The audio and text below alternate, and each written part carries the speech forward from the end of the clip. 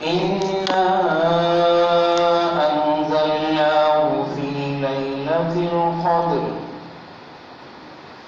وما أدراك ما ليلة القدر ليلة القدر خير من 1000 شهر تنزل الملائكة والروح فيها بإذن ربهم من كل أمر سلام هي حتى مطلع الفجر. صدق الله مولانا العظيم وصدق رسوله النبي الكريم ونحن على ذلك من الشاهدين والشاكرين والحمد لله رب العالمين. درود شریف پڑھیں. اللهم صل على سيدنا مولانا محمد وعلى آل محمد كما صليت على إبراهيم وعلى آل إبراهيم إنك حميد مجيد. اللهم بارك على محمد وعلى آل محمد كما باركت على إبراهيم وعلى آل إبراهيم إنك حميد مجيد. انتہائی قابل احترام بھائیوں، بزرگوں، نوجوان دوستوں، اللہ تبارک و تعالیٰ کے کلام پاک سے ایک مختصر سی سورہ قدر کی تلاوت کی گئی. سورہ قدر کی تلاوت کرنا، اس موضوع کو منتخب کرنا آج کی اس رات کی مناسبت سے ہے کہ آج کی رات کو بھی ہم شب قدر کی رات کے طور پر منانے کے لیے سب لوگ یہاں جمع ہوئے ہیں. آج کی اس رات کی اہمیت کا اندازہ ہمیں ہوگا تو اس کی عبادات کے اندر اتنا انہماک بھی ہمیں حاصل ہو پائے گا، ہمیں دل کا خشوع بھی حاصل ہو پائے گا اور دعا اور دیگر چیزوں کے در و اخلاص بھی ہمیں حاصل ہو پائے گا. یہ سورہ مبارکہ صرف 5 مختصر آیات پر مشتمل ہے، لیکن حدیث کی روایات کے لحاظ سے اگر ہم دیکھنا چاہتے ہیں کہ یہ سورہ مبارکہ کب نازل ہوئی تو وہاں پر اختلاف پایا جاتا ہے، اور جہاں اختلاف پایا جاتا ہے وہاں راوی بھی کثرت سے سامنے آتے ہیں. معراج کے واقعے کے اوپر 25 احادیث کے راوی موجود ہیں، تو قدر کی رات کے حوالے سے 40 راوی موجود ہیں کہ جنہوں نے مختلف روایتیں کی ہیں کہ یہ سورہ کب نازل ہوئی، اس سورہ کے اندر کیا کہا گیا ہے، کیا پیغام اس سورہ مبارکہ کے اندر ہے. اب جو بڑا اختلاف پایا گیا وہ بڑا اختلاف یہ تھا کہ یہ سورہ نازل کب ہوئی. چند راوی ایسے ہیں جو کہتے ہیں کہ یہ مدینے میں نازل ہوئی. اکثر راویوں کا یہ کہنا ہے کہ یہ مکے میں نازل ہوئی. اکثر راوی جو پھر بعد میں روایتوں کے اوپر تحقیق کرنے والے تھے، احادیث کی اوپر تحقیق کرنے والے تھے، انہوں نے کہا کہ وہ احادیث جو یہ کہتی ہیں کہ مکے میں نازل ہوئی وہ زیادہ مستند نظر آتی ہیں. اور اس کا سبب یہ کہ جو بعد والے راوی کہتے ہیں کہ یہ مدینے میں نازل ہوئی، ان کے ذہن میں بات یہ ہے کہ رمضان المبارک کے مہینے میں روزے فرض ہوئے تو رمضان المبارک کے مہینے کے اندر ہی اس رات کو شب قدر کی رات ہونے کا اعزاز حاصل ہوا. شہر رمضان الذی انزل فیہ القرآن ھدی للناس وبینات من الھدی والفرقان، یہ اعلان جب رب کائنات کی طرف سے ہوا تو چونکہ یہ آیت مدینے کے اندر نازل ہوئی تھی، روزوں کی فرضیت کے حکم کے فوراً بعد نازل ہوئی تھی کہ جب یہ کہا گیا کہ یا ایھا الذین آمنوا کتب علیکم الصیام کما کتب علی الذین من قبلکم لعلکم تتقون، تو اسی تسلسل کے اندر اگلی آیت کے اندر رب کائنات نے یہ کہا کہ شہر رمضان الذی انزل فیہ القرآن. جب رب کائنات نے یہ کہا کہ رمضان المبارک کے اندر قرآن کو نازل کیا تو تبھی رب کائنات نے یہ کہا ہوگا کہ انا انزلناہ فی لیلۃ القدر، کہ جس رات کو ہم نے نازل کیا وہ قدر کی رات تھی. لیکن دوسرے راوی یہ کہتے ہیں کہ پہلی اگر روایت یہ ہے کہ اقرأ بسم ربک الخلق خلق الانسان من علق اقرأ وربک الاکرم الذی علم بالقلم علم الانسان ما لم يعلم، پہلی اگر وہی یہ ہے. اور دوسری وہی اگر یہ ہے کہ یا ایھا المدثر قم فانذر وربک فکبر وثیابک فطہر.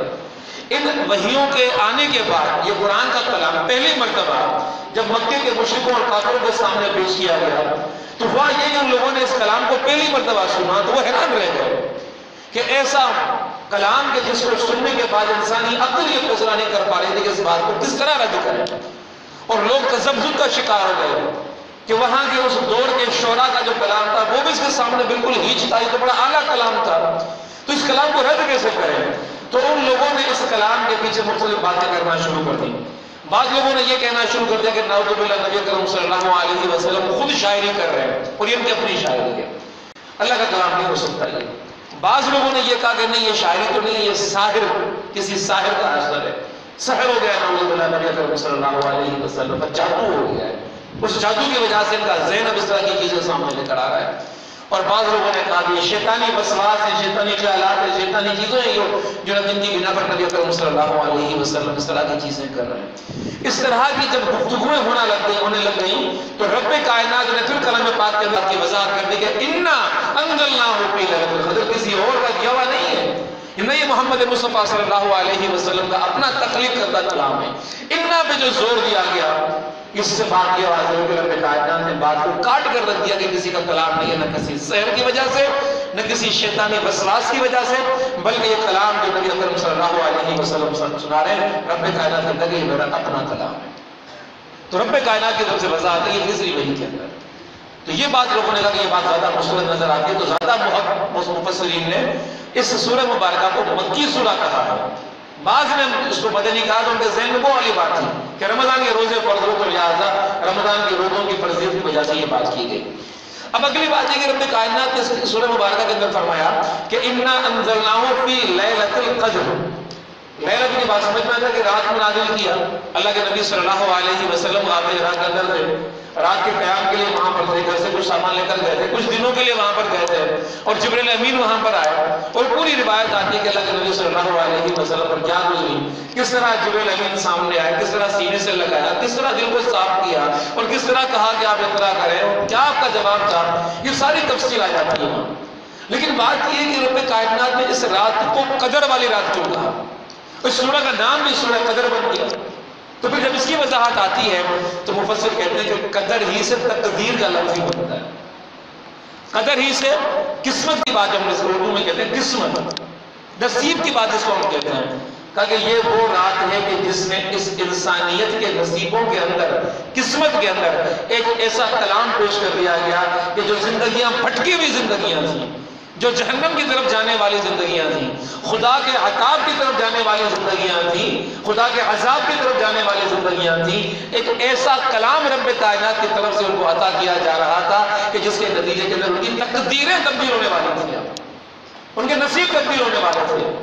وہ جو جہنم کی اتاہ گہرائیوں کے اندر گرنے والے لوگ تھے، اس کلام کو پڑھ کر، اس کو سمجھ کر، اس پر عمل کر کے وہ دنیا کے اندر کہاں سے کہاں پہنچنے والے لوگ تھے. تو ایک ایسا کلام رب کائنات نے عطا کر دیا جو تقدیروں کو بدلنے والا کلام ہے، جو نصیبوں کو بدلنے والا کلام ہے، جو انسان کی قسمت کو بدلنے والا کلام ہے. پھر مزید وضاحت مفسرین نے یہ کی کہ صرف اتنی ہی بات نہیں ہے، بات تو یہاں تک بھی آتی ہے کہ یہ جو رات ہے اس کو قدر کا اگر نام دے دیا گیا تو تقدیر کے فیصلے بھی رب کائنات کی طرف سے اسی رات میں فرشتوں کے حوالے کیے جاتے ہیں. تقدیر کے فیصلے، قسمت کے فیصلے بھی. لہذا رب کائنات نے پھر اس رات کو خصوصی اہتمام سے گزارنے کے لیے اس رات کی اہمیت کو بندوں کے سامنے واضح کر دیا کہ انا انزلناہ فی لیلۃ القدر وما ادراک ما لیلۃ القدر. تمہیں ادراک نہیں ہے اس بات کا کہ اس رات کی اہمیت کیا ہے، افادیت کیا ہے، کیا کچھ اس رات کے اندر ہوتا ہے کہ تمہاری تقدیر کے فیصلے، آئندہ ایک سال کا منصوبہ، آئندہ ایک سال کا پلان، اینوئل پلاننگ، بجٹنگ، یہ جو کچھ بھی ہوتا ہے یہ سارے کا سارا اس ایک رات کے اندر ہوتا ہے. اور اس رات کی تمہارے سامنے اگر اہمیت واضح ہو جائے تو تم اس رات کو کبھی بھی اس طرح ضائع نہ کرو، بلکہ اس رات کو اپنے رب کی بارگاہ کے اندر جاگ کر اللہ رب العالمین کو کہ جب وہ قسمت کے فیصلے کرنے والا ہے، تمہاری تقدیریں لکھنے والا رب کائنات ہے، تمہیں اس حالت میں پائے کہ تم گڑ گڑا کے اس کی بارگاہ کے اندر رو کر اپنے گزشتہ گناہوں پر پناہ مانگ رہے ہو، توبہ مانگ رہے ہو اور آئندہ کی چیزیں رب کائنات سے مانگ رہے ہو، تو رب کائنات اس رات کو اپنے خصوصی کرم کی وجہ سے تم پر مہربان ہو کر آئندہ سال کے لیے تمہارے نصیبوں کے اندر وہ چیز لے جو تمہیں تصور کے اندر بھی نہ ہو. یہ رات بڑی اہمیت کی رات بن گئی، یہ رات بڑی خصوصیت کی رات بن گئی، اتنی بڑی اہم رات بن گئی کہ اس رات کا تصور انسان کر نہیں سکتا. پھر اس رات کو جو کلام دیا جا رہا ہے اس کی بھی قدر و منزلت کے بارے میں آتی ہے. مفسرین نے فرمایا کہ نام قدر کا اس لیے رکھا گیا کہ اس رات میں جو کچھ دیا جا رہا ہے وہ بڑی قدر والا ہے، وہ بڑا مان والا ہے، وہ بڑا معزز ہے، وہ بڑا مبارک کلام ہے جو رب کائنات نے رکھا ہے. دوسری معنی یہ بھی اس میں سے نکلتی ہے. اور پھر فرمایا کہ وہ کیسا کلام ہے، اور کلام ایسا کلام ہے کہ جس نبی کو دیا جا رہا ہے اس کی نبوت زمان اور مکان تک محدود نہیں ہے، کہ اس کا مکان صرف مکہ اور مدینہ نہیں ہے، نبی اکرم صلی اللہ علیہ وسلم وہ نبی خدا رب ذوالجلال کے کہ جو پورے کرۂ ارض پر بسنے والے ہر ذی نفس کے لیے نبی بن کر آئے ہیں، اور صرف اس وقت کے لیے نہیں آئے، اس زمانے کے لیے نہیں آئے، قیامت تک کے لیے آئے ہیں۔ تو اس نبی کو جو کلام دیا جا رہا ہے وہ کلام بھی زمان اور مکان تک محدود نہیں ہے، اتنا بڑا قدر والا کلام ہے کہ جس طرح وہ نبی قدر والا ہے اس پر نازل کیا جانے والا کلام بھی قدر والا ہے، اور یہ کلام بھی زمان اور مکان کی قید سے آزاد کلام ہے۔ دوسری بات تو یہاں سے یہ واضح ہوئی۔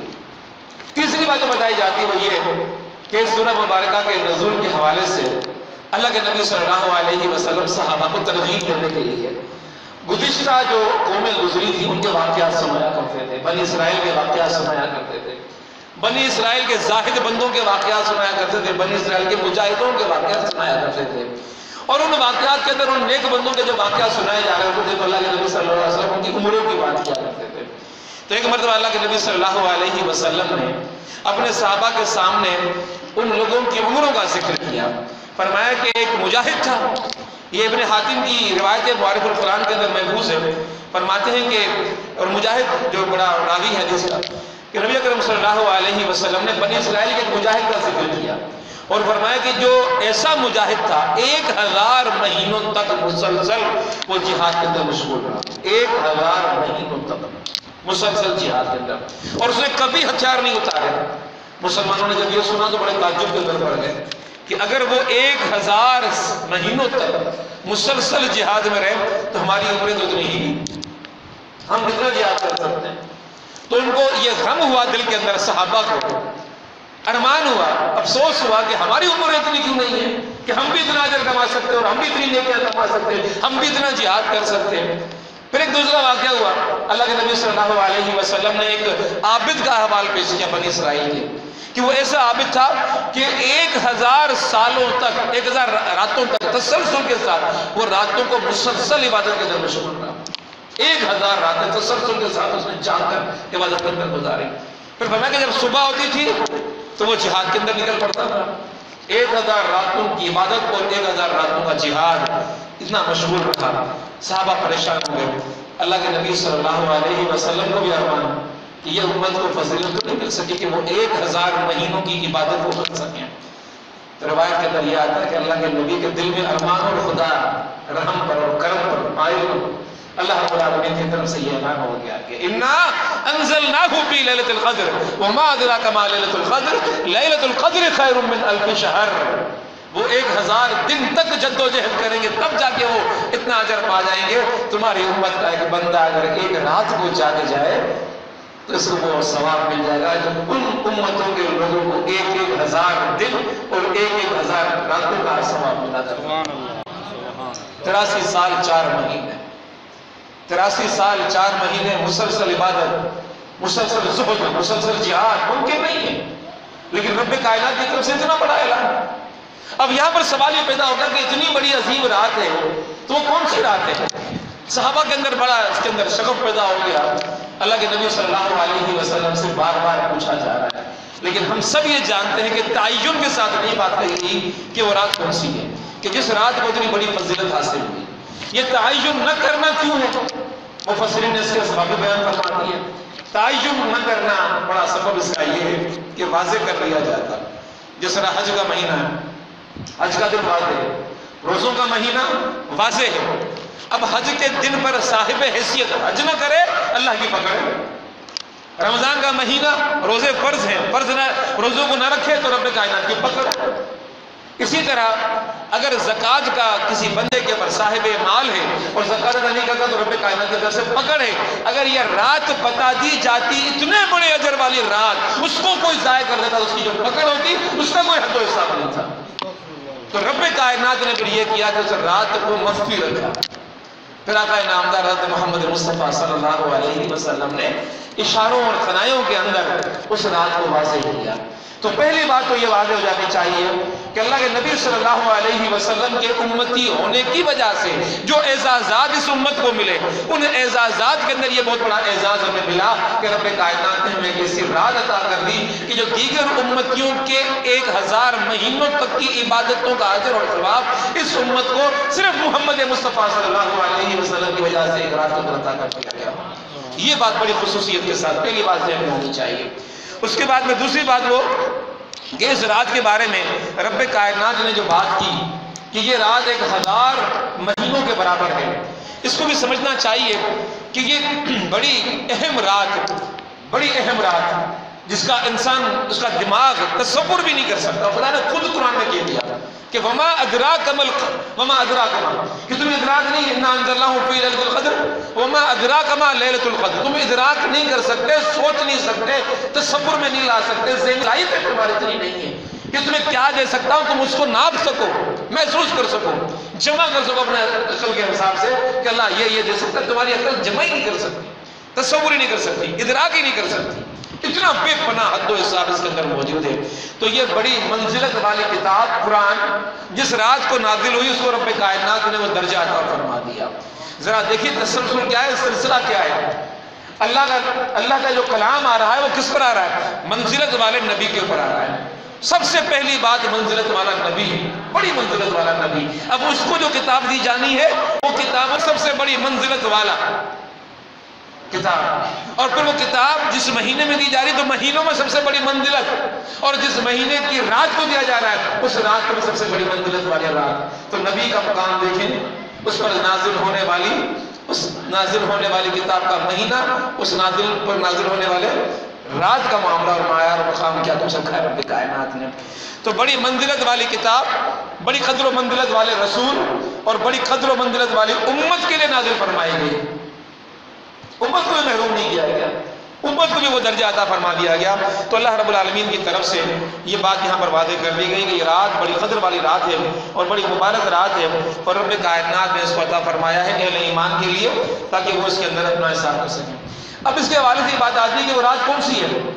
سید مودودی رحمۃ اللہ علیہ نے تفہیم القرآن کے اندر وہ تمام روایات نقل کر لی ہیں ایک ایک کر کے کہ جن کے اندر اللہ کے رسول صلی اللہ علیہ وسلم نے اس رات کی نشاندہی کی ہے.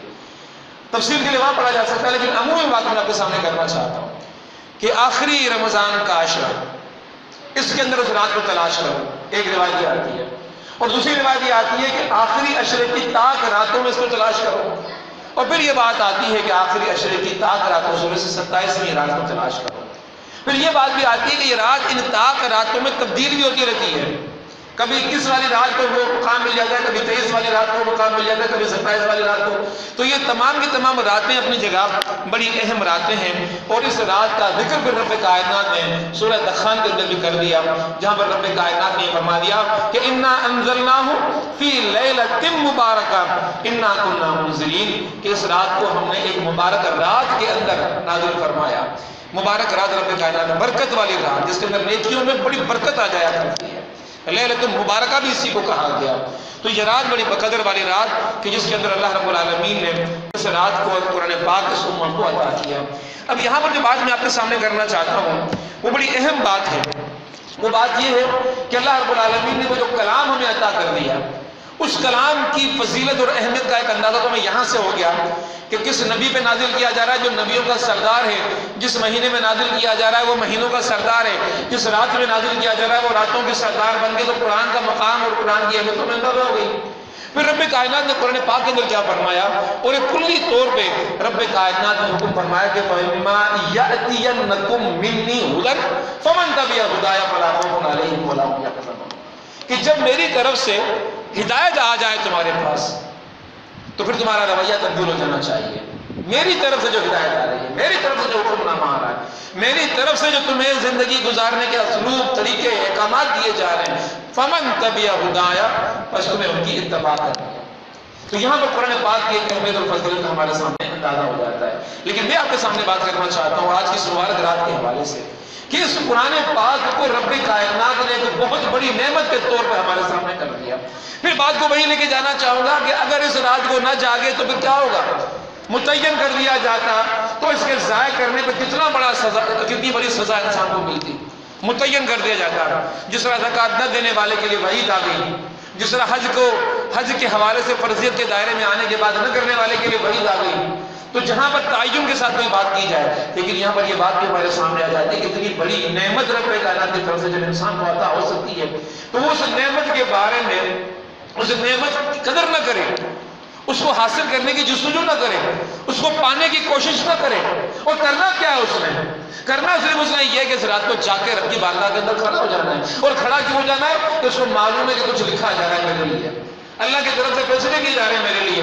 تو فیصلے جب میرے لیے ہو رہے ہوں تو میری حالت اگر ایسی ہوگی کہ رب کائنات میرا فیصلہ کرتے ہوئے جب فرشتوں سے پوچھے بتاؤ اس بندے کے لیے کیا کیا جائے، تو رب کائنات کو فرشتے بتائیں وہ تو تیری بارگاہ کے اندر کھڑا کر تجھ سے مانگ رہا ہے، وہ جاگ کر تجھے ستا رہا ہے، تجھے پکار رہا ہے، تجھے آوازیں دے رہا ہے کہ رب کائنات تو مجھ پر رحم کر دے، تو مجھے عطا کر دے، تو مجھ پر مہربانی کر دے. تجھے رب کائنات کی طرف سے وہ ساری مہربانیاں حاصل ہو جاتی ہیں. لیکن وہی قرآن، میں آپ سے بار بار پڑھ کر کے کہہ رہا ہوں کہ جہاں بہت بڑی نعمت ہے وہیں پر اس قرآن کے بارے میں حدیث کے اندر یہ بھی آتا ہے کہ اس انسان کے خلاف ایک تو وہ ہوں گے لوگ کہ جو آپ کے خلاف مدعی بنیں گے قیامت کے روز کہ جن کے حقوق ہم لوگوں نے کھائے ہوں گے، جن کو تکلیف ہم لوگوں نے دی ہوگی. کیونکہ رب کائنات کا واضح اعلان ہے کہ میں اپنے حقوق کو تمہیں معاف کر سکتا ہوں. بندوں کے حقوق اگر تم نے کھائے ہوں گے، ان کو ستایا ہوگا، ان کو تکلیف دیا ہوگا، تو وہ حق میں معاف نہیں کروں گا تمہیں. تو یہ بندے فریادی بن کر کھڑے ہو جائیں گے. لیکن بندوں کی فریادوں کا فیصلہ تو ہو جائے گا. ان فریادوں کی اہمیت خدا کی بارگاہ کے اندر ضرور ہے، لیکن ایک فریادی ایسا بھی ہوگا کہ جس کا نام قرآن ہے، جس کا نام قرآن ہے. حدیث کہتا ہے قرآن ہمارے خلاف میدان حشر کے اندر قیامت کے روز اللہ کی بارگاہ کے اندر فریادی بن کر آئے گا، فریادی بن کر آئے گا قرآن، اور کہے گا کہ رب ذوالجلال اپنے بندے سے پوچھ کہ اس نے میرے حقوق ادا کیے یا نہیں کیے. اگر اس نے میرے حقوق ادا نہیں کیے تو پھر اس سے جواب طلب کرو، پھر اس کو وہ سزا دے جو قرار واقعی سزا اس کے لیے ہو سکتی ہے. تو رب کائنات اس قرآن کی پکار پر، ہمارے خلاف فریاد پر ہم سے پوچھے گا کہ بتاؤ کہ تم نے میرے اس قرآن کے حقوق کو ادا کیا یا نہیں کیا. تو قرآن کے حقوق کیا ہیں؟ ان قرآن کے حقوق کو سمجھنا آج کی اس رات کے حساب سے بہت اہم معاملہ بن جاتا ہے. اگر اس کو ہم نہیں سمجھ سکے اور زندگی میں اگر ہم نے قرآن پاک کے حقوق کو ادا نہیں کیا تو جہاں اس کا نازل ہو جانا، اس رات میں نازل ہو جانا اور اس رات میں ایک عبادت کے لیے کھڑے ہو جانا 84 سالوں تک کی عبادت کا ہمیں ثواب اور اجر دے سکتا ہے. ایک مہینے تک 1000 مہینوں کی عبادت کا ہمیں اجر اور ثواب دے سکتا ہے. تو وہی رب کائنات کی بارگاہ کے اندر ہمیں جہنم کے اندر گروا دے سکتا ہے. سمجھنا ضروری ہے کہ قرآن پاک کے ہم پر کیا حقوق ہیں. اگر ان حقوق کو ہم نے ادا نہیں کیا، کیا جگہ دی ہے قرآن پاک کو ہم نے اپنے زندگی میں، کیا مقام دیا ہے اس قرآن پاک کو ہم نے اپنی زندگیوں کے اندر، کتنی ہماری زندگی اس قرآن پاک کے مطابق گزر رہی ہے، اور کہاں کہاں اس قرآن پاک کو ہم لوگوں نے نظر انداز کیا ہوا ہے کہ کل قرآن پاک قیامت میں اللہ رب العالمین کی بارگاہ میں ہمارے خلاف فریاد کے لیے کھڑا ہو جائے. تو قرآن پاک کے جو احکامات قرآن پاک کے اندر آئے ہیں، سب سے پہلا حکم جو رب کائنات نے سورہ مزمل کے اندر آیا، قم اللیل الا قلیلا، بھلے تم تھوڑی رات کے لیے کھڑے ہو جاؤ لیکن کیا کہو، وَرَتِّلِ الْقُرْآنَ تَرْتِيلًا، قرآن کو پڑھا کرو. قرآن یہ غلافوں میں بند کر کے رکھ دینے والی کتاب نہیں ہے کہ کبھی کس کو اٹھا کے چون کے واپس رکھ دیا، غلافوں کے اندر بند پڑی ہے. کہ اس قرآن پاک کے گھر میں رکھے جانے سے شیاطین اور وسواس ان کا تمام کا خاتمہ ہو جائے گا. ہم پہ یہ چیزیں اثر نہیں کریں گی. ان کے توڑ کے لیے ہم نے ایک نسخہ گھر کے اندر رکھ دیا تاکہ یہ اثرات ہم پر نہ ہو جائیں. یقیناً یہ بھی قرآن کا اثر ہے کہ دفاع بلیات اس کے اندر موجود ہے، اثرات کو بھی یہ ختم کرے گی، کیونکہ اللہ کا کلام ہے، اللہ کی گفتگو ہے، اللہ کا کلام ہونے کی وجہ سے اس کو یہ فضیلت حاصل ہے. لیکن معاملہ یہ ہے کہ یہ قرآن پاک سے ہم کون سا کام لے رہے ہیں کہ اس کو پڑھ نہیں رہے، غلافوں میں باندھ کے اندر رکھ دیا. ایک مفسر ہے تدبر قرآن کے مولانا امیر حسن اصلاحی صاحب، وہ کہتے ہیں کہ مثال دے رہے ہیں، کہہ رہے میں مثال اس کے قابل تو نہیں ہے لیکن سمجھنے کے لیے، انسان کی موٹی عقل ہے، سمجھانے کے لیے کہا کہ اللہ رب العالمین نے آپ کے ہاتھوں میں توپیں تھما دی ہیں کہ شیطان کے قلعوں کو ڈھاؤ، شیطان کا قلعہ ڈھاؤ، اس کو توپ دے دی تمہیں، اور تم کیا کرو، اس توپ سے مچھر مار کرو. جو کام تم اس سے لے رہے دنیا کی زندگی کے اندر کہ اثرات کو ختم کرنے کے لیے، جادو کو ختم کرنے کے لیے، ٹونے کو ختم کرنے کے لیے، ان چیزوں کو ختم کرنے کے لیے تم قرآن پاک کا جو استعمال کر رہے ہو، یہ استعمال صرف اور صرف ایک توپ سے مچھر کے مارنے کے برابر ہے. اتنا بڑا کام کہ دلوں کو مسخر کر کے رکھ دے، اتنا بڑا کلام کہ اس کے سننے کی وجہ سے جب یہ کلام کانوں کے ذریعے سے دل کی دیواروں کو چھوتا ہے تو دل کی دیواروں کو جو شیطانی اثرات ہیں ان تمام کو توڑ کے مسخر کر کے اللہ کی محبت کو اور ایمان کو بندے کے دل میں داخل کر دیتا ہے. اس نسخے کو تم لوگوں نے غلافوں کے اندر بند کر کے محدود کر کے رکھ دیا، اپنی رسائی نہیں کرتے, اپنے بچوں کی رسائی نہیں کرتے.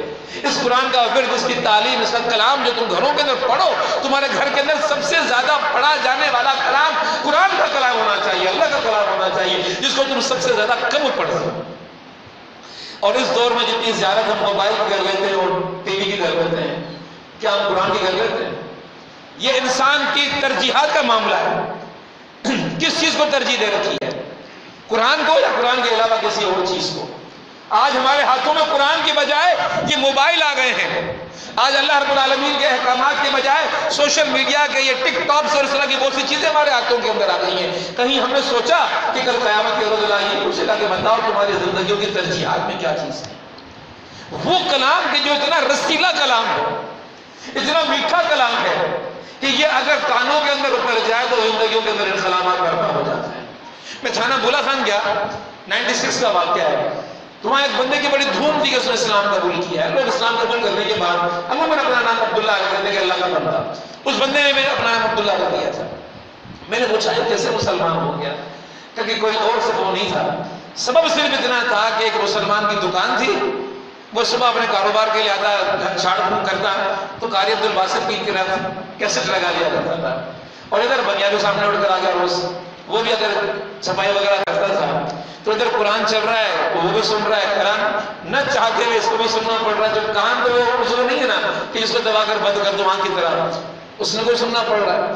ایک دن, 2 دن, کئی دن تک بڑا وہ سوچنے لگا کہ اس کلام کے اندر سرور کتنا ہے, سرور کتنا ہے, کتنا دل کو لبھاتا ہے, کتنا دل کو مزہ دیتا ہے, کتنا اس میں چاشنی ہے, کتنا اس میں سکون ہے, کتنی اس کے اندر راحت مل رہی ہوتی ہے. حالانکہ میں مسلمان بھی نہیں ہوں. اس کلام کے اندر جو اتنا رب کائنات نے خوبصورتی رکھی ہوئی ہے, اس کے پڑھنے میں جو سرور رکھا ہوا ہے, جو کمال اس کے اندر موجود ہے, وہ کمال اگر مجھے اس کو سمجھنے میں حاصل ہو جائے تو کتنی بڑی بات ہو جائے گی. وہ چھپکے سے نکلا اور دور, بہت دور جا کے اس نے کہا میرے اپنے علاقے میں لوگوں کو پتہ چل جائے گا. ایک مدرسے پہنچ گیا اور کہا کہ میں صرف اس لیے یہاں پر آیا ہوں کہ وہ جو راحت مجھے کانوں کے ذریعے سے ملتی ہے, میں اس کو اپنی آنکھوں سے دیکھنا چاہتا ہوں, اس کو سمجھنا چاہتا ہوں. مہربانی کر کے اس قرآن کو سمجھاؤ مجھے. مدر نے گھر رکھ دیا اس کو اپنے پاس. اب آغاز کہاں سے ہوا ہے؟ سننے سے. دل کے دروازوں کے اوپر نوک کس نے کیا ہے, کھٹکھٹایا کس نے؟ سننے نے. پھر روایت میں یہ بات بھی آتی ہے, واقعہ تو میں نے یہیں پر ختم کر دیا, ایسی تفصیلات بہت زیادہ ہیں. واقعات میں یہ بات بھی آتی ہے کہ عمر فاروق کا اسلام قبول کرنا ہم سب لوگوں نے سنا ہے. کس طرح اسلام قبول کیا تھا کہ برہنہ ننگی تلوار لے کر وہ گھر سے نکلے ہیں. کہا کہ مکے کی اس فضا کے اندر جہاں محبتیں تھیں, جہاں راحتیں تھیں, جہاں رشتہ داریاں تھیں, جہاں رواداری تھی, وہ ساری ختم ہو گئی ہے. اور ایک شخص کی وجہ سے ہو گئی ہے کہ اس نے ایک نئی بات یہاں پیدا کر دی ہے. اللہ کی تعلیم لے کر آ گیا, ایک خدا کی بات کرتا ہے, باقی سارے مشرکین کی بات کرتا ہے, وہ کئی خداؤں کی بات کرتے ہیں. فساد کس شخص کی وجہ سے؟ اس ایک شخص کی وجہ سے. تو چلو میں اس کا خاتمہ کر دیتا ہوں. ننگی تلوار لے کر نکلا کہ فساد مٹانے جا رہا ہوں. غصے کے اندر جا رہا ہے کہ جا کے قلعہ خاتمہ کر دیتا ہوں, اس کا قلم کر دیتا ہوں. اس غصے کی حالت کے اندر راہ میں ایک صحابی مل گئے. کرو خبر کہاں جا رہے ہو؟ کہا کہ آج خاتمہ کرنے جا رہا ہوں نعوذ باللہ محمد مصطفیٰ صلی اللہ علیہ وسلم کا. کہا کہ انتہا خاتمہ کرنے جا رہے ہو, پہلے اپنے گھر کی خبر تو لو, تمہاری بہن اور بہنوں ہی مسلمان ہو گئے. اب یہ بات سنی تو بڑی چوٹ لگی کہ میری غیرت میں معاملہ ہے, میں مٹانے کسی اور کو جا رہا ہوں, لیکن میرے گھر کا حال یہ, پہلے جا کے ان کی تو خبر لوں. وہی تلوار لیے اپنی بہن کے گھر پہ پہنچ گئے.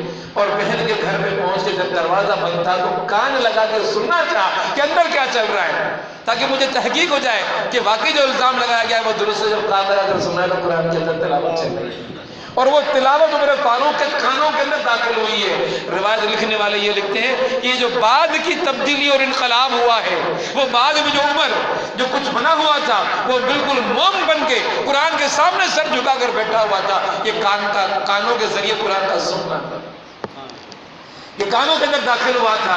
لیکن جب دل تک پہنچے, کانوں سے دل تک پہنچنے کی گھڑی تھی کہ وہ شدت کے اندر بھی تھا, کھٹکھٹایا بھی صحیح, بہن سے بھی لڑا اور بہنوں سے بھی لڑا, اور پھر وہ جملے بھی سنے کہ مار دو, ختم کر دو, ہم اس قرآن سے باز نہیں آئیں گے, اس کلام سے باز نہیں آئیں گے. تو سوچنے لگا کہ میری کمزور بہن آج اتنا للکار کر مجھے کہہ رہی ہے کہ کلا کما کر دو, گردن کاٹ دو, مار دو, کچھ بھی کر دو, اس کلام سے پیچھے نہیں ہٹ سکتی. اس عورت, اس کمزور میری بہن کو اتنا طاقت دینے والے کون سا کلام ہے؟ وہ کلام ذرا مجھے بھی تو سناؤ. عمر فاروق کا اسلام اس قرآن کی وجہ سے ہوا. تبھی مکے والوں نے بازاروں میں جا کر، تبھی مکے والوں نے کافروں کے اندر جا کر کہا کہ خبردار، تم میں سے کوئی بھی شخص اگر مکے میں داخل ہو تو کانوں میں روئیاں ٹھوس لو، قرآن تمہارے کانوں تک پہنچ گیا، تمہارے ایمان کی خیر نہیں ہے، تم مشرک نہیں رہ سکو گے۔ اتنا اثر والا کلام۔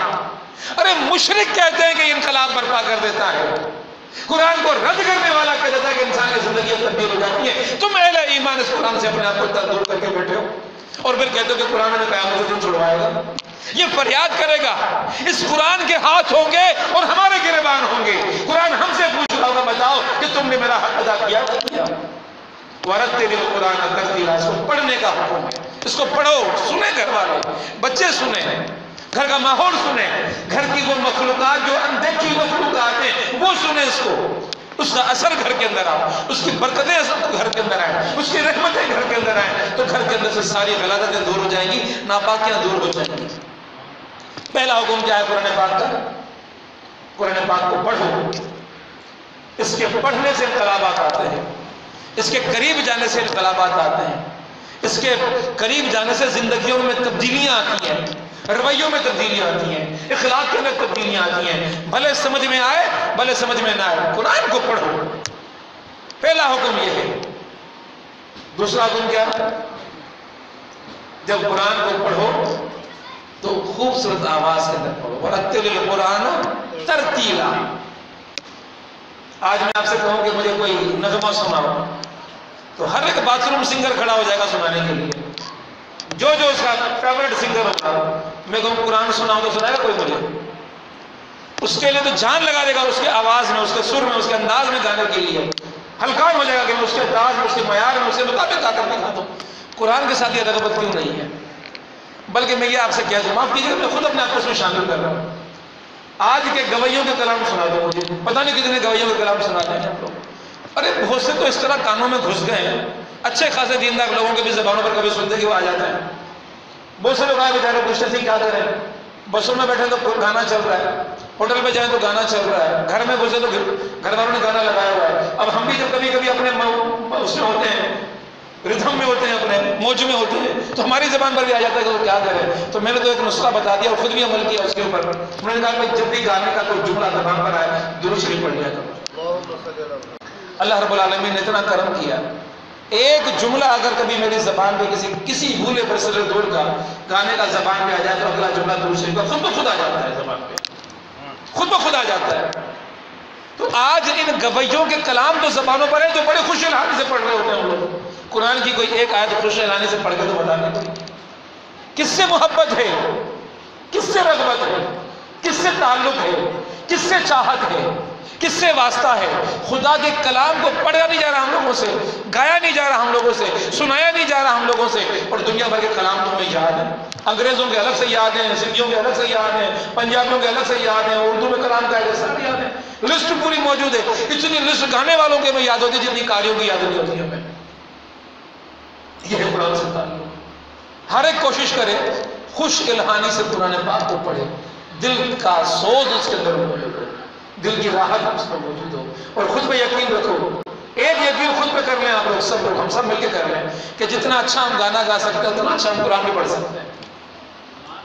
گانے کے لیے تو آواز بڑی سریلی نکل جاتی ہے، قرآن کے لیے نہیں نکلتی، کیسے ممکن ہے؟ گانے کے لیے تو سریلی آواز نکل جائے اور قرآن کے لیے نہ نکلے، ممکن نہیں ہے۔ قرآن کے لیے نکلے گی، اس سے زیادہ سریلی آواز نکلے گی، بس دل کی کوشش کی ضرورت ہے۔ تو وَرَتِّلِ الْقُرْآنَ تَرْتِيلًا، قرآن پاک کو پڑھو تو حسن کے ساتھ پڑھو، خوبصورتی کے ساتھ پڑھو، اپنے انداز کے اندر کوشش کرو کہ اس کو گا کر پڑھو، ایسا پڑھو کہ اس کو سن کر وہ جو کھانا بھولا خان کا بنیا مسلمان بن جاتا ہے ویسا مسلمان بن جائے۔ قرآن کی تاثیر، قرآن کا اثر، قرآن کی اثر پذیری اس قدر شدید ہے کہ جتنا اس کو پڑھا جاتا ہے اتنا ہی دل پہ چوٹیں مار مار کر دل کی میل کو صاف کر دیتا ہے، دل کے اوپر چڑھے ہوئے گند کو صاف کر دیتا ہے، سندھی میں کہتے ہیں کٹ کو صاف کر دیتا ہے، اور دل سے اجلا ہو جاتا ہے کہ قرآن پڑھتے جاؤ، زندگی قرآن کے مطابق چلنا شروع ہو جاتی ہے۔ دو باتیں قرآن کی سمجھ آئی۔ پہلی بات قرآن کو پڑھو، دوسری بات خوش الحانی سے پڑھو، وَرَتِّلِ الْقُرْآنَ تَرْتِيلًا، ٹھہر ٹھہر کر پڑھو، ایسا کہ سمجھ میں بھی آئے۔ اللہ کا کلام ہے، زبان پہ لا رہے ہو تو زبان میں لاتے ہوئے سوچو کہ کس کا کلام ہے. مفسر لکھتے ہیں کہ جب یہ تصور ہوگا کہ میں کس کا کلام اپنی زبان پر لا رہا ہوں تو تمہارے دلوں کی کیفیت اور جسم کا حال ایسا ہو جائے گا کہ تمہارے پر کپ کپیاں طاری ہو جائیں گی, تمہارے رونگٹے کھڑے ہو جائیں گے کہ کلام تو اللہ رب العالمین کا ہے, جلیل القدر ہستی کا ہے, کائنات کے مالک کا ہے. اس کلام کا جب وہ اثر آپ لوگوں پر آئے گا تو آپ کی زندگی کے اندر جو خشیت کی کیفیت پیدا ہوگی اس کا پھر کوئی تصور بھی نہیں. زندگیوں کے اندر انقلاب, یہ سوچ کر کہ کس کا کلام ہے. اور پھر وہ مفسر سید مودودی رحمۃ اللہ علیہ نے تو بڑی پیاری بات کی. تیسری بات جو میں آپ کے سامنے کرنا چاہتا ہوں, پہلی بات سمجھ میں آئی, قرآن پڑھا کرو. دوسری بات خوبصورت انداز میں گا کر, اچھے انداز میں, بہتر انداز میں ٹھہر ٹھہر کر پڑھا کرو. اور تیسری بات قرآن کو سمجھا کرو. جو قرآن کہہ رہا ہے اس کو سمجھنے کی کوشش کریں کیا قرآن کہہ رہا ہے. مثال دی کہ بیرون ملک کوئی آپ کا دوست اور آپ ان پڑھو اور وہ آپ کو خط لکھتا ہے, کتنے بے چین ہو جاتے ہو. کیا لکھا ہے خط کے اندر؟ آج کل موبائل میں میسج آتے نا, صرف دیکھتے ہیں کہ ایسا گرین بٹن, گرین جو اس پہ نشانی لگی ہوئی ہے, فوراً کھولتے پتہ نہیں کیا بولا ہوا ہے. تو قرآن پاک میں رب کائنات نے اتنا بولا ہوا ہے, اس کلام کو جو آپ کے لیے ہے. قرآن اللہ کا کلام, کلام اللہ جسے کہتے ہیں, اس کا مخاطب انسان. اور کون سا انسان؟ وہ آپ خود انسان جو آپ کے دور کے اندر ہو. ہر دور کا انسان اس کو خدا رب ذوالجلال مخاطب ہے. آپ سے خدا مخاطب ہے. اور گرین آپ کا بٹن جلا ہوا ہے اپنے موبائل کے اندر, اس کو کھول کے پڑھنے کے لیے تیار نہیں. تو اللہ نے کیا پیغام دیا ہے؟ تو اللہ کے پیغام کو سننے کے لیے بے قراری ہونی چاہیے کہ میرے رب کا کیا پیغام میرے پاس آیا ہے. اس پیغام کو سمجھنے کی کوشش بندے کی ہونی چاہیے. وہ قرآن کے پیغام کو سمجھنے کی کوشش نہ کرنا, تساہل کرنا, اس کے اندر اللہ رب العالمین کے کلام سے روح گردہ نہیں کرنا, اس کو اہمیت نہ دینا, اس کو نہ سننا. ہمارے دوست کو فون کر دیتے بھائی یار میں نے میسج کیا تو کھول کے دکھا نہیں مجھے. دوست ناراض ہو جاتے ہیں, یار چلو کام کی بات کرتا ہی نہیں کرتا, مارننگ کا میسج ہی بھیج دیتا, پھر بھی کھول دو, نہیں کھولوں گے تو ناراض ہو جاتا ہے. یار میں نے مارننگ میسج کیا تو میں دکھائی نہیں اس کو. ارے دوستوں کی اتنی فکر ہے. وہ جو سب سے بڑا دوست ہے, جو 70 ماہوں سے بڑھ کر آپ سے محبت کرتا ہے, آپ سے محبت کرتا ہے, اس نے کیا پیغام بھیجا ہے کہ اسے کھول کے دیکھنے کے میں کچھ بھی نہیں ملتی. اور دور کیسا ہے؟ آج سے 50 سال پہلے قرآن پاک کے اتنے ترجمے موجود نہیں تھے, اتنی زبانوں کے اندر موجود نہیں تھے. لوگ قرآن پاک کو عربی میں دیکھنے تک محدود تھے. تفاسیر تھی جو عربی کے اندر تھی, مدارس کے اندر محدود تھی, لوگوں تک یہ رسائی نہیں تھی. آج کون سی تفسیر ہے جو آپ کے موبائل کے اندر موجود نہیں ہے؟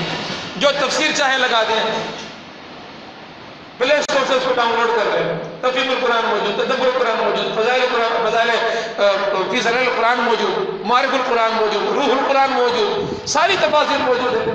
ڈاؤن لوڈ کریں, جو آیت پڑھی ہے اس کو ذرا پڑھ لیں, مرضی پڑھ لیں, منصی پڑھ لیں, آیت سمجھ میں آ جاتی ہے. تو قرآن کا سمجھنا مشکل تو نہیں ہے.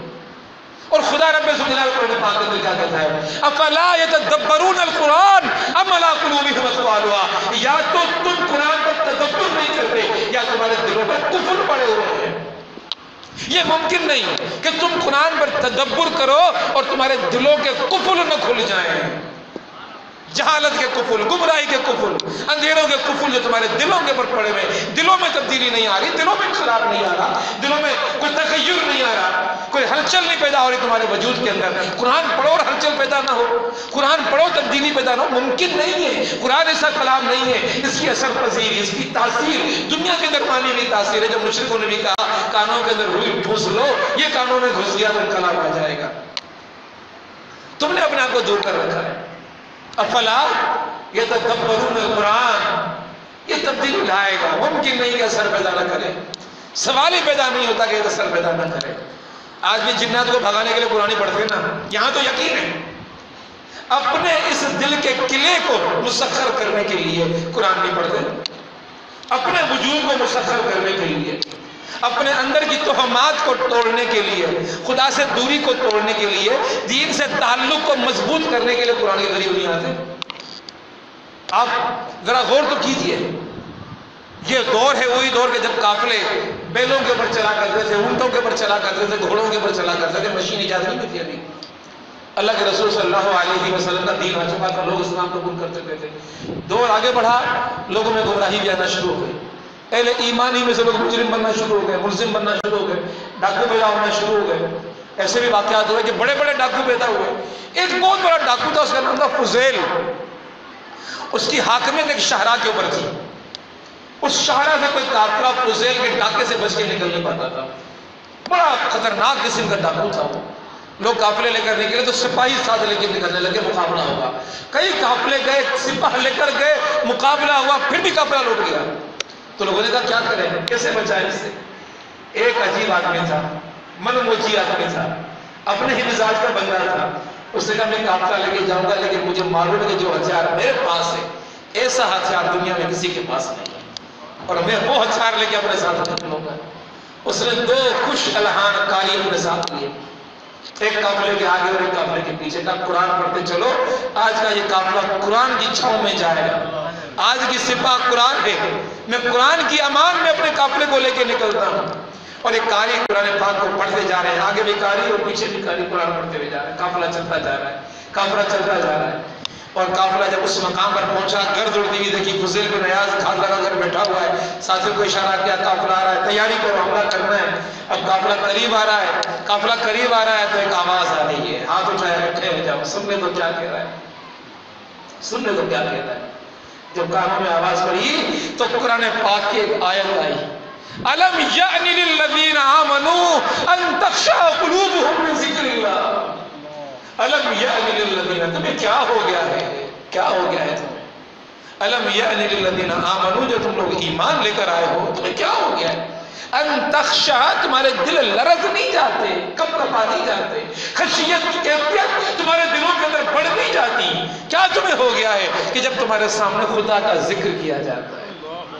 अलम यानी लिल्लज़ीना आमनू अन तख़शा क़ुलूबुहुम लिज़िक्रिल्लाह, तुम्हारे दिल ये ठोस क्यों हो गए हैं, ये पत्थर की मानिंद क्यों हो गए, ये लोहे के दिल क्यों हो गए कि खुदा का जिक्र हो जाए और दिल नरम न पड़ जाए, खशियत न पड़ जाए।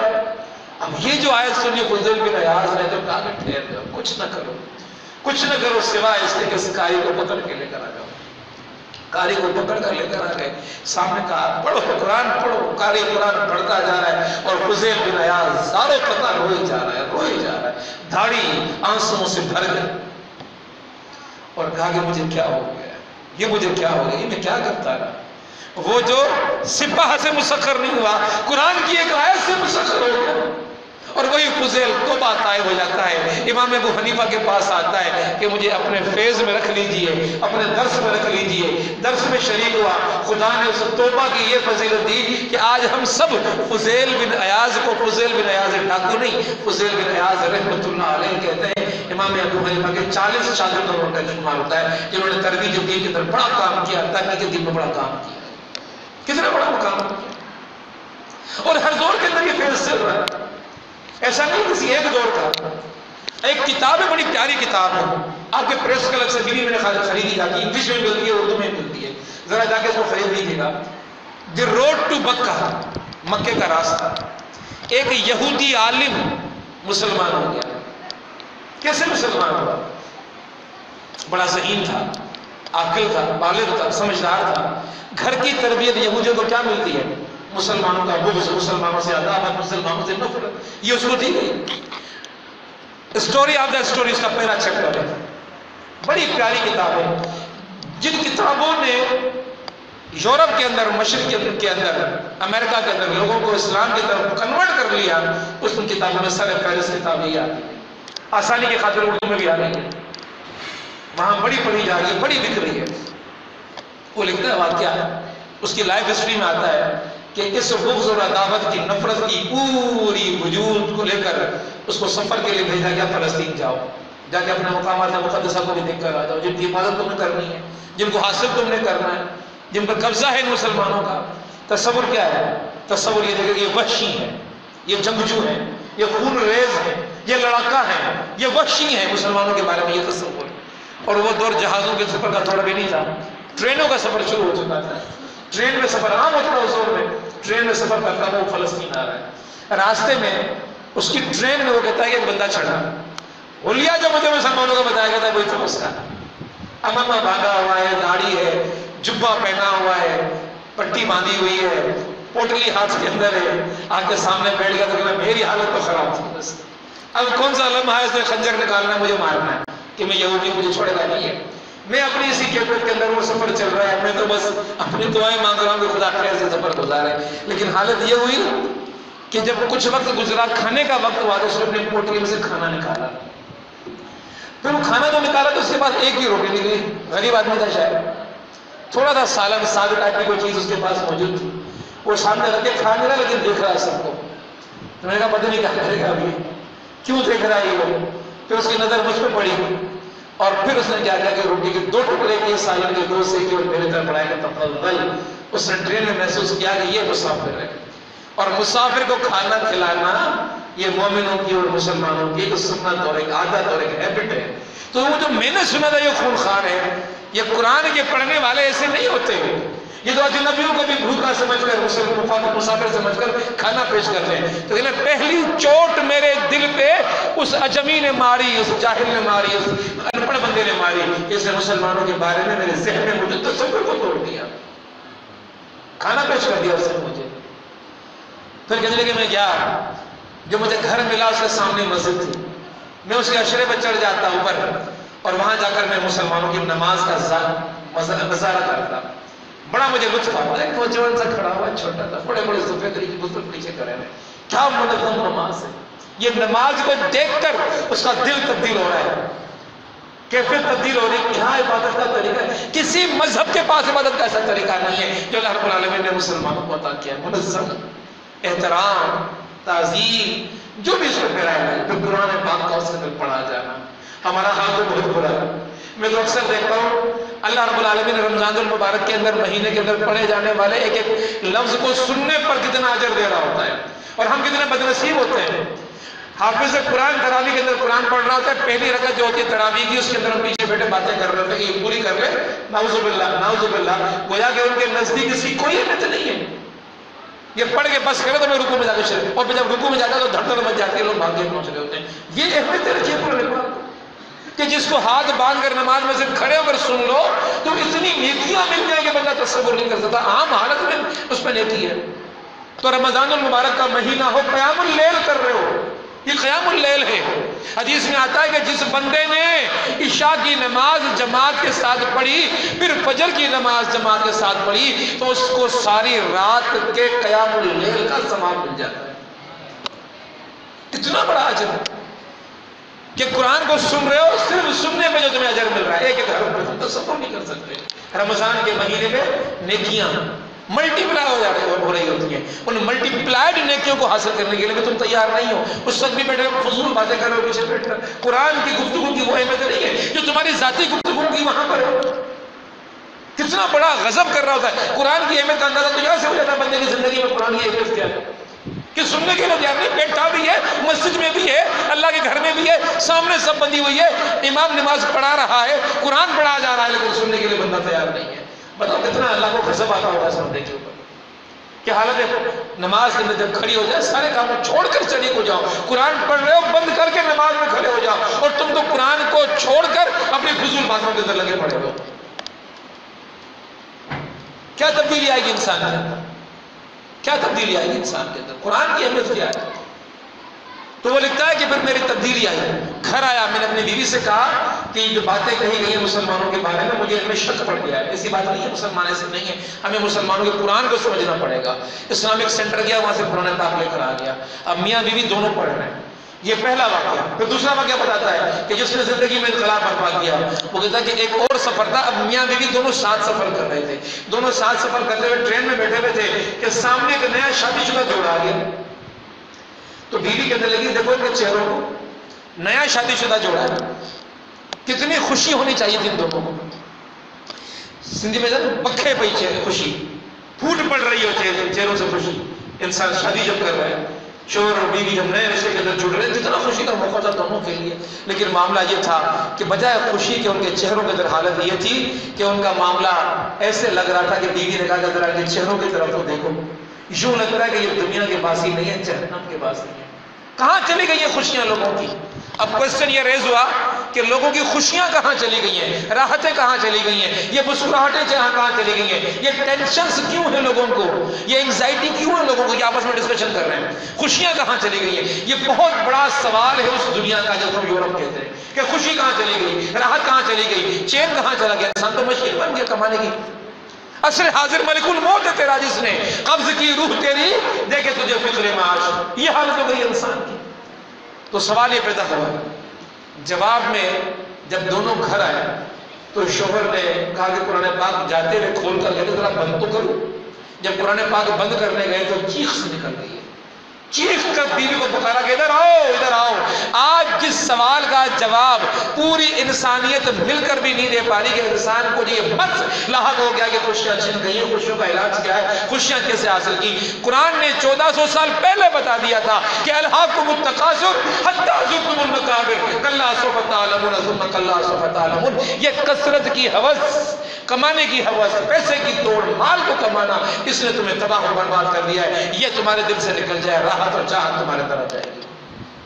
اب کوئی شک نہیں کہ جو آج کی پوری انسانیت سائیکالوجسٹ اور ڈاکٹر سے مل کے انسان کو خوشی نہیں دے پا رہے، قرآن کہتا ہے کہ یہ کثرت کے ہوس دل سے نکالو، خوشیاں اور راحتیں تمہارے قدموں کے اندر آ جائیں گی۔ قرآن تو سچ کہہ رہا ہے۔ اس نے بیوی کو پکڑا تھا کہ اسلام قبول کر لیا۔ وقت کی تنگی کا میرے سامنے میسج آ گیا ہے، تو یہ آپ کے سامنے کتنی باتیں آ گئی قرآن کے حقوق کی؟ پڑھا کرو، نمبر 2 ترتیل سے پڑھا کرو حق قرآن پاک کا، تیسرا قرآن پاک پر غور کیا کرو۔ غور کیا ایک آیت پہ الہاکم التکاثر تو یہودی مسلمان ہو گیا، اور ہم اگر پڑھتے رہے ہم تو مسلمان ہیں، حقیقی مسلمان بن جائیں گے۔ اس کے بعد میں آخری باتیں صرف گنا کر ختم کروں گا، تفصیلات کے اندر نہیں جاؤں گا، جتنی تفصیلات کے اندر میں پچھلے نکات کے اندر جاؤں، مجھے گفتگو ختم کرنی ہے۔ اگلی بات یہ ہے کہ اس قرآن کے اوپر عمل بھی کرو۔ عمل کی کتاب ہے یہ فکشن نہیں ہے کہ مزہ دینے کے لیے پڑھا جائے اس کو، یہ سٹوری نہیں ہے کہ من گھڑت چیزیں ڈال کر صرف آپ کو ایک لطف دینے کی بات کی گئی ہے۔ قرآن عمل کی کتاب ہے، اس کے ایک ایک جملے پر عمل کرنا ہے، مختصر باتیں کرنی ہے۔ اسی طرح غور سے سنیے گا کہ ایک صحابی کے بارے میں آتا ہے کہ 8 سال میں سورہ بقرہ مکمل کی۔ کیوں؟ ایک آیت سنتا ہوں، اس پر عمل کرتا ہوں، اس کے بعد اگلی آیت کی طرف چلا جاتا ہوں۔ اور صحابہ میں اور ہم میں فرق بھی یہی ہے، ان کی فضیلت کیوں تھی کہ قرآن پاک کا جو حکم ملا خود کو تبدیل کر دیا اس کے مطابق، اور ہم سنتے ہیں، کان سر کو دھلتے ہیں اور آگے نکل جاتے ہیں، عمل کوئی نہیں کرتا۔ وہ قرآن کیا کہہ رہا ہے؟ قرآن کو واضح کہہ رہا ہے کہ فَإِمَّا يَأْتِيَنَّكُم مِّنِّي هُدًى، کہ جب میری طرف سے ہدایت تمہارے پاس آ جائے، فَمَن تَبِعَ هُدَايَ، بس تمہیں اس کی اتباع کرنی چاہیے۔ اور مختصر جملوں میں بات کرنا چاہوں گا، وقت مکمل ہو گیا ہے۔ فَمَن تَبِعَ کے معنی تبع کس کو کہا گیا ہے، اتباع کس کو کہا گیا ہے؟ مفسر لکھتے ہیں کہ جانور کا وہ بچہ جو ماں کا دودھ پیتا ہے، وہ دودھ پیتا بچہ جو ماں پر یقین رکھتا ہے کہ میری بقا اور میری حفاظت ماں کے پیچھے چلنے میں، ماں پہاڑیوں پر، ماں سمندر میں، ماں پانی میں، ماں دھوپ کے اندر نکل جائے، بچہ ماں پہ یقین کرتا ہوا پیچھے جاتا ہے کہ میری حفاظت، میری بقا میری ماں کے پیچھے چلنے میں۔ تو قرآن کیا کہتا ہے کہ قرآن کی اتباع اس طرح کرو، پیروی اس طرح کرو، اس یقین کے ساتھ کرو کہ میری بقا اور میری حفاظت اس قرآن پاک کے اوپر چلنے میں۔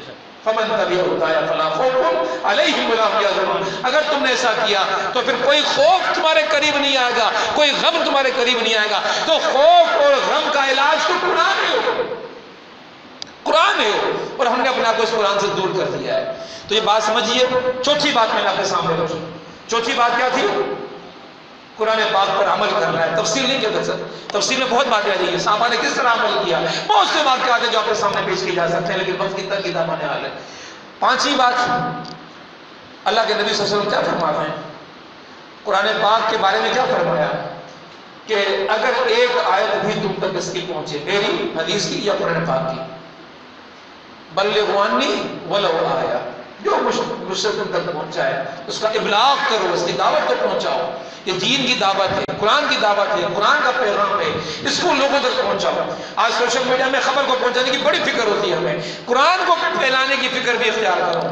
قرآن کے پیغام، یہ درس قرآن کی محفل کرنا ہے، یہ قرآن کا حق ادا کرنا ہے۔ ان محفلوں کے اندر اپنے آپ کو کھپاؤ، لگاؤ اور محنت کرو، قرآن کی محفلیں جماؤ، یہ قرآن کا پیغام عام ہو جائے، لوگوں تک پہنچ جائے۔ تو یہ حکم اللہ کے نبی صلی اللہ علیہ وسلم سے ملا۔ قرآن پاک کے اندر بہت سے حوالے ہیں اور بہت سے احادیث کے واقعات موجود ہیں۔ وقت کی تنگی دامن حال ہے، 5واں حق یاد ہو گیا، اس کا ابلاغ، قرآن پاک کا ابلاغ، یہ ذمہ داری ہے۔ قرآن پوچھے گا میرا ابلاغ کیا نہیں کیا، جو بات پہنچی وہ آپ نے آگے پہنچائی نہیں پہنچائی، جو بات سمجھ میں آئی آگے والے کو سمجھائی نہیں سمجھائی، جو پیغام ملا وہ اگلے کو پہنچایا نہیں پہنچایا، پوچھا جائے گا۔ صحابہ کرام کی روایت کیا تھی؟ اللہ کے نبی کی محفل میں بیٹھے ہوئے، قرآن پاک کی آیت نازل ہوئے، صحابہ تک پہنچی تو مسجد سے نکلے، دوڑ پڑے، مدینے کی گلیوں کے اندر، اور بتاتے ہوئے چلے قرآن پاک کی آیت کہ دیکھو یہ قرآن پاک کا حکم آ گیا ہے، اور صحابہ کا عمل کیا تھا کہ اس آیت کے آنے میں اور لوگوں تک پہنچنے میں تاخیر ہو گئی تو ذمہ داری ہماری ہے، اس دوران جو گناہ کر گیا اس گناہ کی ذمہ داری ہم تک آ جائے گی۔ بڑی ذمہ داری ہے قرآن پاک کو لوگوں تک پہنچانا، نہیں پہنچا رہے ذمہ دار ہیں ہم لوگ۔ میں اپنے بچوں تک نہیں پہنچا رہا، میں اپنے پڑوسوں تک نہیں پہنچا رہا، میں اپنے عزیزوں تک نہیں پہنچا رہا، میں اپنے گھر والوں تک نہیں پہنچا رہا، تو ذمہ دار کون ہوا؟ صحابہ کا درس عمل، آیت نازل بھی دوڑ پڑے گلیوں کے اندر کہ تاخیر نہ ہو جائے۔ عمل آگے کیا ہے؟ جیسے پہنچا اپنے منہ میں انگلیاں مار مار کے بھی شراب نکال دی کہ آیت نازل ہونے کے بعد تو کوئی شراب نہیں پی لی میں نے۔ بڑے واقعات ہیں، 5 چیزیں سمجھ میں آ گئی۔ قرآن کا پیغام پہنچنا، اور آخری بات میں کرنا چاہتا ہوں، چھٹی بات، آخری بات یہ ہے کہ اس قرآن پاک کا نظام دنیا کے اندر قائم کرنا ہے، اس کے مطابق زندگی آنی چاہیے۔ یا ایھا الذین آمنوا لا تقدموا بین یدی اللہ ورسولہ، ایک قدم بھی کسی مسلمان مومن کا اس قرآن پاک کی ہدایت اور محمد مصطفیٰ کی سنت کے بغیر نہیں گزرنا چاہیے۔ بہت اہم بات، بہت اہم بات، یہ نظام قرآن کا نظام، قرآن کا نظام۔ اسی لیے سید مودودی رحمۃ اللہ نے فرمایا کہ ایک ہاتھ میں قرآن اور دوسرے ہاتھ میں تلوار لے کر نکل لو، اللہ کی راہ کے اندر نکل۔ اور صحابہ نے یہی کیا، اس قرآن کے پیغام کو لے کر نکلے اور دنیا میں قائم کرنے کی جدوجہد کی۔ قرآن کو دنیا میں قائم کرو، قرآن کے پیغام کو دنیا میں قائم کرو، قرآن کے احکامات کو دنیا میں قائم کرو، اور جہاں جہاں قرآن کے احکامات ٹوٹ رہے ہیں وہاں وہاں جدوجہد کرو اس قرآن کو قائم کرنے کے لیے۔ اسی کو اقامت الدین کی جدوجہد کہا جاتا ہے، اس جدوجہد کو اختیار کرو۔ میرے دوستوں بھائیوں، میں نے اپنا کافی وقت لیا، ابھی میری گفتگو کے اندر اختتامی لمحات کے اندر مجھے اس شب قدر کی دعاؤں کا بھی ذکر کرنا تھا اور مزید فضیلتوں کا بھی ذکر کرنا تھا، لیکن چونکہ وقت پورا ہو چکا ہے لہٰذا میں آپ کے سامنے صرف یہی گزارش کروں گا کہ ان 6 حقوق کو اگر آپ نے یاد کر لیا تو یقیناً ہمارے لیے آخرت میں نجات کا ذریعہ بن سکتا ہے۔ آپ لوگ پریشان نہ ہوئیے گا، یہ ساری گفتگو میرے یوٹیوب چینل پہ میں رکھ دوں گا آج اور کل کے اندر انشاءاللہ۔ آپ لوگ اس کو ریپیٹڈلی سن سکتے ہیں، نواب زین لغاری کے نام کا یوٹیوب چینل ہے، اس پہ 120 درس پہلے رکھے ہوئے، یہ 121 ہو جائے گا، آپ لوگ اس کو سن سکتے ہیں۔ اقول قولی ھذا استغفر اللہ لی ولکم ولسائر المسلمین فاستغفروہ انہ هو الغفور الرحیم۔ ربنا ظلمنا انفسنا وان لم تغفر لنا وترحمنا لنکونن من الخاسرین۔ رب اجعلنی مقیم الصلاۃ ومن ذریتی ربنا وتقبل دعاء۔ ربنا اغفر لی ولوالدی وللمؤمنین یوم یقوم الحساب۔ یا عزیز یا غفار برحمتک استغیث، یا عزیز یا غفار برحمتک استغیث۔ یا رب ذوالجلال، آقا نامدار کی احادیث کے مطابق اور اطلاع کے مطابق اور پیغام کے مطابق آج تو نے مسکن آخری آسمان کو کیا ہوا ہے، 7ویں آسمان سے تو اس آخری آسمان پہ اترا ہوا ہے، روح الامین کے ساتھ اترا ہوا ہے، ان فرشتوں کے ساتھ روح الامین یہاں پر آئے ہیں جو سدرۃ المنتہا پر ہوتے ہیں۔ وہ مقرب فرشتے آج اس زمین پر آج گلی گلی اور محلہ محلہ اور مسجد مسجد گھوم رہے ہیں اور یہ دیکھ رہے ہیں کہ تیرے بندوں کا کیا حال ہے۔ یا رب ذوالجلال، ہم عاجز، ہم ناکارہ، ہم گنہگار بے عمل لوگوں کا حال بھی تیرے سامنے موجود ہے۔ یا رب ذوالجلال، آج تیرے وعدے کے مطابق ہم نے شب قدر کو تلاش کرنے کے لیے اپنے رات یہاں پر گزاری، یہ لمحات یہاں پر گزارے۔ یا رب ذوالجلال، ہمارے گزارے ہوئے ان لمحات کو اپنی بارگاہ کے اندر شب قدر کی راتوں میں سے ایک مقبول رات کے طور پہ قبول فرما دے۔ یا رب ذوالجلال، اس رات کے جاگنے کا جو تو نے اجر قرآن پاک کے درمیان فرمایا ہے جس کا ادراک بھی ہم لوگ نہیں کر سکتے، اے رب ذوالجلال وہ بے پایا، وہ بے پناہ اجر تو ہمارے نصیبوں میں اور ہماری قسمت کے اندر لکھ دے۔ یا رب ذوالجلال، آئندہ سال کے فیصلے تیری طرف سے ہوتے ہیں۔ یا رب ذوالجلال، جتنی بھی نحوستیں، مصیبتیں، پریشانیاں، بدحالیاں اور جو جتنی فقرات ہمارے لیے لاحق ہو سکتی ہیں آئندہ سالوں کے اندر، یا رب ذوالجلال تو ان تمام کی تمام فکروں کو ہم سے دور فرما دے۔ یا رب ذوالجلال، تیرے پیارے پیغمبر کا یہ قول ہمارے سامنے موجود ہے کہ جس نے شب قدر کو ایمان اور احتساب کی حالت کے اندر گزارا اس کے گزشتہ اور اگلے سارے گناہ معاف ہو جاتے ہیں۔ یا رب ذوالجلال، اس مبارک رات کے طفیل تو ہمارے اگلے اور پچھلے سارے گناہوں کو معاف فرما دے۔ یا رب ذوالجلال، ہمیں ہماری کوتاہیوں پر توبہ کی توفیق عطا فرما دے، وہ توبہ نصوحہ والی توبہ ہمیں عطا فرما دے، وہ مقبول توبہ ہمیں کرنے کی توفیق عطا فرما دے۔ یا رب ذوالجلال، تو ہماری زندگیوں میں سے بے عملی کو ختم فرما دے۔ اے رب ذوالجلال، تو اس قرآن کا مجاہد ہمیں بنا دے، اس قرآن کا سپاہی ہمیں بنا دے، اس قرآن کا عامل ہمیں بنا دے، اس قرآن کا ورکر اور کارکن ہمیں بنا دے، اس قرآن کے لیے کام کرنے والا اور محنت کرنے والا اور جدوجہد کرنے والا بنا دے۔ یا رب ذوالجلال تو ہمیں عاشق قرآن بنا دے، یا رب ذوالجلال ہمیں خوش الحان قرآن بنا دے، یا رب ذوالجلال تو ہمیں قرآن کو پڑھنے والا بنا دے، قرآن پر عمل کرنے والا بنا دے، قرآن کو سننے والا بنا دے، قرآن کو سمجھنے والا بنا دے، قرآن کا پیغام پہنچانے والا بنا دے، اور قرآن کے پیغام کا نفاذ کرنے والا بنا دے۔ صلی اللہ تعالیٰ علی خیر خلقہ محمد و آلہ و اصحابہ اجمعین، آمین یا رب العالمین۔ جزاک اللہ۔ یہ دیر نائب پی ایم صوبہ سندھ زین لغاری بھائی، آپ لوگوں سے التماس ہے کہ وہ صفحے بنا لیں تاکہ سینی کا انتظام کرنا ہے، تو صفحے آپ لوگ خود ہی بنا لیں، اور مسجد کا تقدس پامال نہ کیجیے گا، کوشش کیجیے گا کہ دسترخوان جو ہے اس کے اوپر ہی سالن وغیرہ گرے، کیونکہ اس کے بعد فوری بعد جو ہے جماعت بھی ہوگی، فجر کی نماز ہوگی، تو ایسا نہ ہو کہ نمازیں تکلیف نہ ہو، ہماری ذات سے تکلیف نہ ہو، مہربانی کر کے تھوڑا سا خیال کیجیے۔ جزاک اللہ۔